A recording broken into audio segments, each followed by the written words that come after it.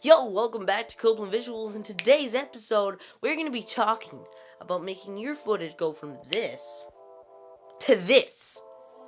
Forgot to snap my fingers that time, but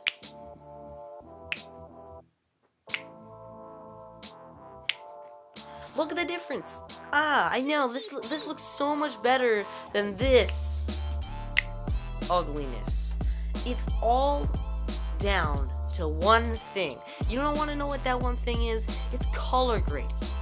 Color grading is going to make or break your video. Colors are one of the most important things to video production. They're going to make your film be better than the person's film next to you. Let's get into Adobe Premiere Pro, which is the editing software I'm going to be using today to color grade and teach you guys how to color grade. But before we do that, I want to tell you guys, don't get discouraged. Color grading is pretty hard, but once you get the hang of it, it's really, really awesome. Also, you don't need expensive softwares like Adobe Premiere Pro, the one I'm about to show you, to color grade. You can do color grading with the simplest of softwares. Well, not the simplest. You do have to have a somewhat legit software, like Movie Maker doesn't do it, but that's about it. You can find color grading options in almost all editing softwares. And the last final thing is color grading is an art form. It does take time to perfect, so practice. Play around with it. You never know what's going to happen. Pretty soon you're going to know what all of those little dials are. Trust me, it'll happen. It'll happen. So, pull out your editing software and let's get cracking. Hello, okay, so we are here in the computer. I have Adobe Premiere Pro CC 2018 open, and I've just inserted a time-lapse clip real quick here. Just some cars, pretty flat, pretty bland, not a lot of color temperature to this image. So we are going to color correct this image. Now the first thing that I do when I start the color correction process is I like to go down here to this little new item tab.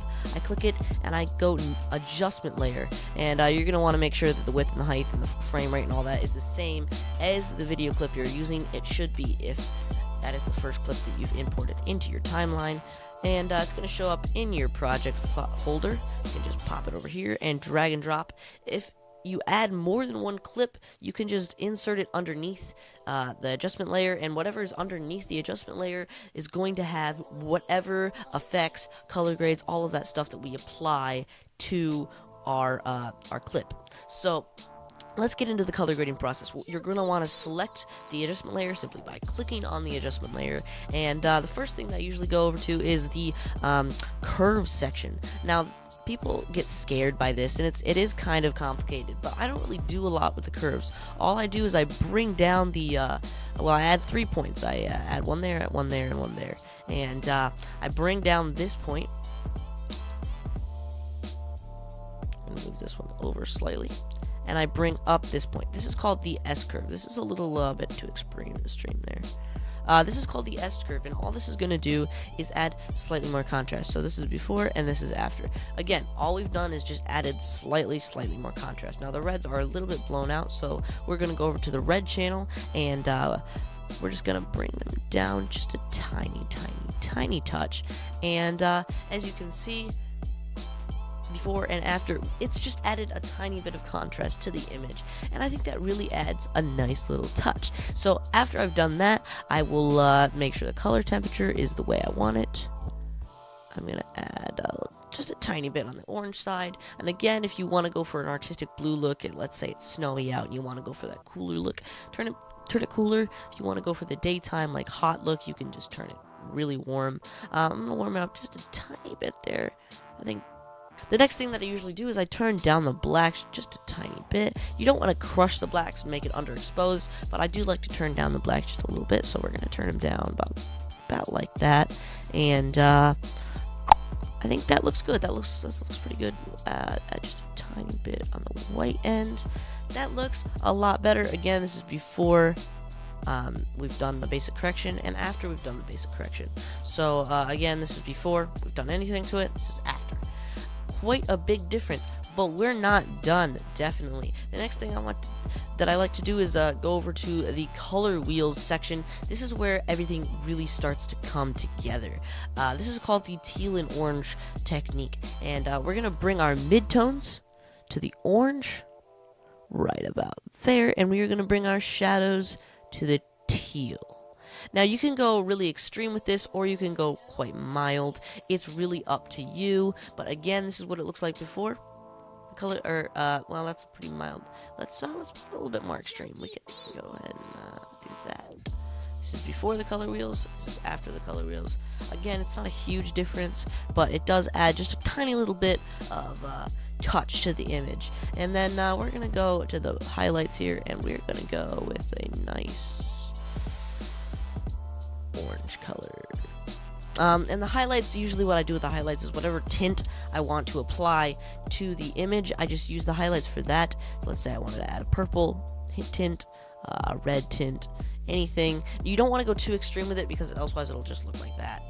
That looks horrible. I like to usually just go in this general area. You don't want to go too far out into the one side or the other.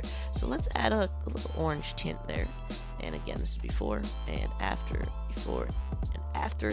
It does apply a nice little thing. And then sometimes I will apply a vignette. For this one, I'll apply it. We can simply just, if you want to do a white vignette, it's the plus, and a black vignette, it's like this. I usually go into about 4, and then I just apply a bunch of feathering to the image. So this is before the vignette and after the vignette, before the vignette, after the vignette. It just kind of adds a little pop to the image. I'm going to turn the feathering up just a little bit more. I like to turn the feathering way, way up because I think it applies like a nice look. So before, after. So now we have a nice color grade. If you want to add letterboxes, you can go over here and click effects and just search for the crop effect. You can apply it to the adjustment layer, and we're going to go over here to effects controls, and the top we're going to put this at 11%, and the bottom 11%. I like 11%. You can kind of play around with the percents that you want, but that's my choice. That's what I did my short film in, was 11%. And let's look at this. We went from this to this. That's a whole lot cooler. Again, the letterboxes is just kind of a cool thing. You don't have to apply letterboxes to everything. I wouldn't recommend it, but if you like the style, I sure do. Apply those letterboxes. Go right ahead. And that's about it. If you did enjoy, smack the like button, and I will see you in the next episode. Peace.